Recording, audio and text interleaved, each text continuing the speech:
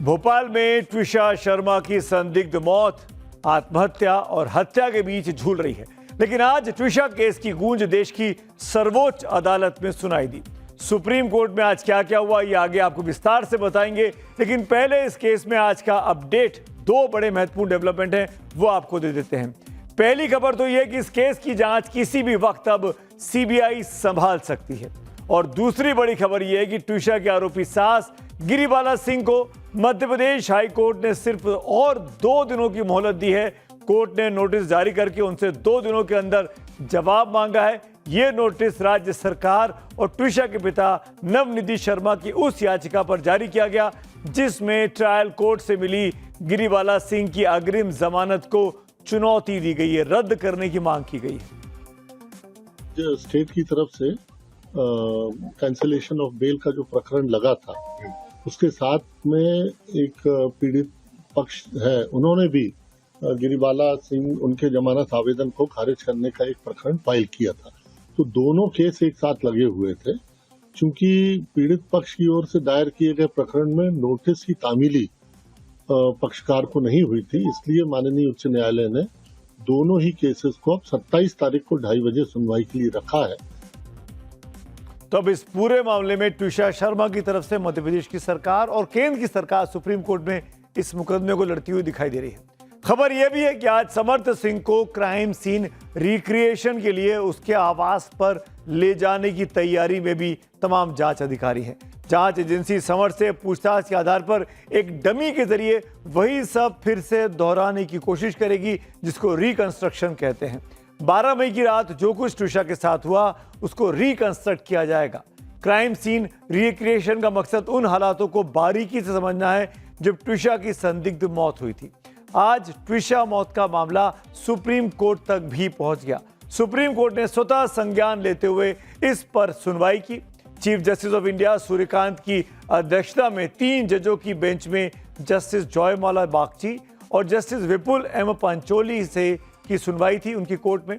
सुनवाई के दौरान सुप्रीम कोर्ट ने मामले की शुरुआती जांच के तौर तरीकों पर गहरे सवाल उठाए हैं। कोर्ट ने कहा कि यह घटना दुर्भाग्यपूर्ण है और इसकी निष्पक्ष जांच जरूरी है। सीधे सीधे ये टिप्पणी भोपाल पुलिस के ऊपर कमेंट करती है, निष्पक्ष जांच जरूरी है। सुप्रीम कोर्ट ने कहा कि हम पीड़ित परिवार और आरोपी परिवार दोनों के परिवार वालों से अपील करते हैं कि वे सार्वजनिक रूप से या मीडिया के सामने बयान देने की बजाय जांच एजेंसी के समक्ष अपना पक्ष दर्ज कराएं ताकि जांच चले और किसी तरह का उस पर प्रभाव ना पड़े। क्योंकि लगातार गिरिबाला सिंह इंटरव्यूज दे रही थी, प्रेस कॉन्फ्रेंस कर रही थी, इसीलिए टिप्पणी माना जा रहा है कि गिरिबाला सिंह के उन्हीं कृत्यों पर सुप्रीम कोर्ट को आज करनी पड़ी है।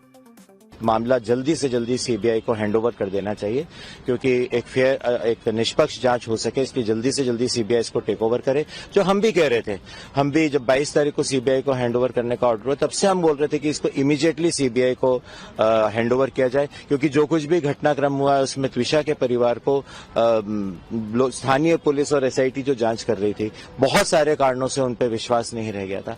तो हम भी ये बोल रहे थे कि वैसे तो ये सीबीआई इंक्वायरी का ऑर्डर ही शासन को। मुख्य न्यायाधीश सूर्यकांत ने आज कहा कि हमें अपने सिस्टम पर पूरा विश्वास है, लेकिन हम चाहते हैं कि इस मामले की जांच एक स्वतंत्र एजेंसी द्वारा की जाए। एक दुर्भाग्यपूर्ण घटना हुई और इसमें पूरी तरह निष्पक्ष और बिना किसी भेदभाव के जांच की जरूरत है।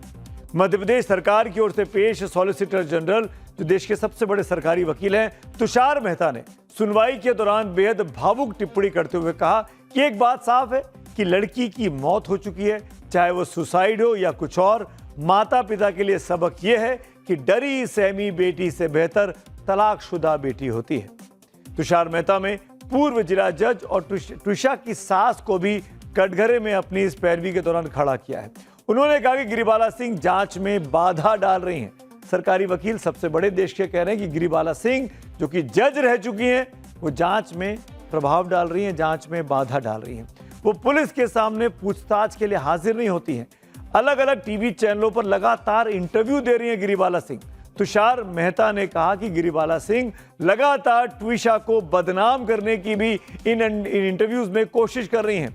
आपको बता दें कि गिरिबाला सिंह को पुलिस ने 3 नोटिस भेजे, लेकिन वो पूछताछ के लिए हाजिर नहीं हुई अपने घर में, जबकि भोपाल में मौजूद भी रही। गिरिबाला सिंह ने ट्विशा पर marijuana लेने के आरोप भी लगाए हैं, एक तरह का ड्रग। हालांकि ट्विशा के परिवार ने इस पर सख्त आपत्ति दर्ज करके उनकी बेटी को बदनाम करने का आरोप गिरिबाला सिंह पर लगाया था। पोस्टमार्टम रिपोर्ट में भी ट्विशा के ड्रग्स लेने की पुष्टि नहीं हुई थी। वो जांच रिपोर्ट सबके सामने है। देखिए 30 अप्रैल को हमारे यहाँ आ गई थी, ठीक है। उसके बाद all her supply of any drugs was out. लेकिन when we had gone to Kakoli Roy ji के पास हम लोग साथ को गए थे। जब वो चाह रही थी वो फर्स्ट डे की प्रेगनेंसी को रिवर्स करे, तो वो बार बार वो पूछ रही थी why do you want this, और आपने ये कदम क्यों उठाया। तब उसने मेरे सामने कहा I have consumed in large quantities मारुआना। उनके सामने उसने कबूल किया मैंने लार्ज क्वांटिटीज में मारुआना कंज्यूम किया है। गिरिबाला सिंह को सुन रहे थे आप। ये पुरानी साउंड बाइट है जब वो लगातार ये सब प्रभावित करने की कोशिश कर रही थी, ये साबित करने की कोशिश कर रही थी कि ट्विशा शर्मा का कैरेक्टर ठीक नहीं था। वो ड्रग्स लेती थी, वो स्प्लिट पर्सनालिटी थी और न जाने क्या क्या आरोप उन पर लगाए। इसीलिए आज कोर्ट को कहना पड़ा कि भाई मीडिया से दूर रहिए, जांच में सहयोग करिए। इस केस में बेटी को इंसाफ दिलाने के लिए ट्विशा के परिवार ने लंबी लड़ाई लड़ी है। ये तस्वीरें ट्विशा के परिवार के द्वारा हम तक पहुंची हैं। हम इन तस्वीरों के जरिए दिखाना चाहते हैं कि ट्विशा कितनी जिंदा दिल और हंसमुख लड़की थी। इस तस्वीरों में आप देख सकते हैं दोस्तों के साथ कितना लाइफ को वो एंजॉय करती हुई दिखाई देती है। परिवार ट्विशा का लगातार डटा रहा, तभी दूसरा पोस्टमार्टम एम्स के डॉक्टर दिल्ली के द्वारा हो चुका है। परिवार अड़ा रहा, तभी सीबीआई जांच की सिफारिश भी हो पाई। लेकिन सवाल है कि क्या अब ट्विशा को इंसाफ मिल जाएगा? क्या सीबीआई जांच से दूध का दूध और पानी का पानी हो जाएगा? क्या ट्विशा के परिवार का शक यकीन में बदल पाएगा? ट्विशा ने आत्महत्या की या फिर उसे हत्या करके लटका दिया गया? क्या ये पता चल पाएगा? ऐसे कई इफ एंड बट ट्विशा की मौत मिस्ट्री के चक्रव्यूह में फंसते हुए दिखाई दे रहे हैं। लगातार सवाल खड़े हो रहे हैं भोपाल पुलिस के इन्वेस्टिगेशन पर। इस पूरे मामले को किस तरीके से भोपाल पुलिस ने लीपापोती करने की कोशिश की, अब उसको धीरे धीरे करके आपके सामने खोलने की हम कोशिश करते हैं। ट्विशा केस में भोपाल पुलिस लगातार सवालों के चक्रव्यूह में घिरी हुई है। भोपाल पुलिस के कमिश्नर संजय कुमार रोज कुछ ना कुछ बयान दे रहे हैं। उनका हर एक बयान आता है कर रहे हैं, हो जाएगा, कोशिश चल रही है टाइप के होते हैं। आज भी उनका एक ऐसा ही बयान सामने आया है। जब पत्रकारों ने उनसे समर्थ सिंह से पूछताछ के बारे में पूछा तो उन्होंने कहा पूछताछ हो रही है, टाइम लगेगा। नहीं, अभी तो पूछताछ जारी है उनसे, और जो भी देखो आरोपी जो भी बताता है उसका हमें बहुत वेरीफाई करनी पड़ती है। हर चीजें एक कड़ी से दूसरी कड़ी जोड़नी पड़ती है, क्योंकि आरोपी जो बताता है उसकी लीगल वैल्यू ज्यादा नहीं होती। उसके कंटेक्स्ट में अगर हमें कुछ ऐसा डॉक्यूमेंट या एविडेंस मिलता है तब उसकी वैल्यू होती है। तो वो ये काफी जटिल प्रोसेस होती है आरोपी से पूछताछ, वो हम सब कर रहे हैं, टाइम लगेगा उसमें। तो सुना आपने भोपाल पुलिस कमिश्नर संजय कुमार क्या कह रहे हैं, टाइम लगेगा उसमें।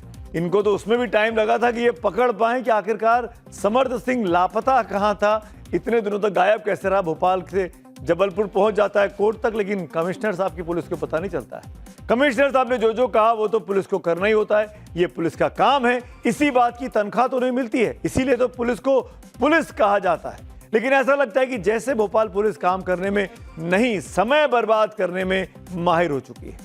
घटनाएं देखिए, भोपाल पुलिस 11 दिनों तक ना तो आरोपी समर्थ सिंह को ढूंढ पाई, भोपाल पुलिस को ना तो गिरिबाला सिंह के थाने से पूछताछ कर पाई, सिर्फ नोटिस भेजकर अपना फर्ज निभाने का ड्रामा करती रही। इतना ही नहीं, भोपाल की पुलिस ने घोर लापरवाही से जिम्नास्टिक बेल्ट का पोस्टमार्टम से वैज्ञानिक मिलान तक नहीं किया। कहा जा रहा है कि इसी जिम्नास्टिक बेल्ट जो कि ऊपर जिम में लगी हुई थी, उससे फांसी लगाई गई या उसको मारा गया। गिरिबाला सिंह की पूरी कॉल डिटेल सामने आ गई। इस कॉल डिटेल में एडिशनल डिस्ट्रिक्ट जज से लेकर आईएएस अधिकारी, आईपीएस अधिकारी, मध्य प्रदेश के लोकायुक्त, जिला जज और सीसीटीवी टेक्नीशियंस के नंबर होने का दावा किया गया। लेकिन फिर भी भोपाल के पुलिस कमिश्नर को इतनी हिम्मत नहीं हुई कि उनसे पूछताछ कर सके, बता सके कि अगर पूछताछ हुई तो क्या पूछताछ हुई। इतना ही नहीं, भोपाल पुलिस को इतने बड़े मामले में एफआईआर करने में भी 3 दिन लग गए थे। 12 रात की घटना थी, 12 मई की रात की, और 15 तारीख को एफआईआर हुई है। आज सुप्रीम कोर्ट में ट्विशा पक्ष के वकील सिद्धार्थ लूथरा ने भी भोपाल पुलिस पर कई गंभीर सवाल उठाए हैं। उन्होंने कहा, एफआईआर दर्ज करने में 3 दिन की देरी हुई, सबूतों को सुरक्षित रखने में लापरवाही बरती गई। आखिरकार क्यों भोपाल पुलिस लगातार एक के बाद एक ढीले कदम उठा रही थी? ट्विशा का परिवार लगातार सीसीटीवी से छेड़छाड़ के आरोप भी लगा रहा है, फॉरेंसिक जांच की मांग करता रहा, लेकिन आज पुलिस कमिश्नर संजय कुमार कह रहे हैं कि सीसीटीवी से कोई छेड़छाड़ नहीं हुई है। बाकी और भी हम दिखवा रहे हैं, कई बार कोई व्यक्ति लेट शिकायत करने आता है।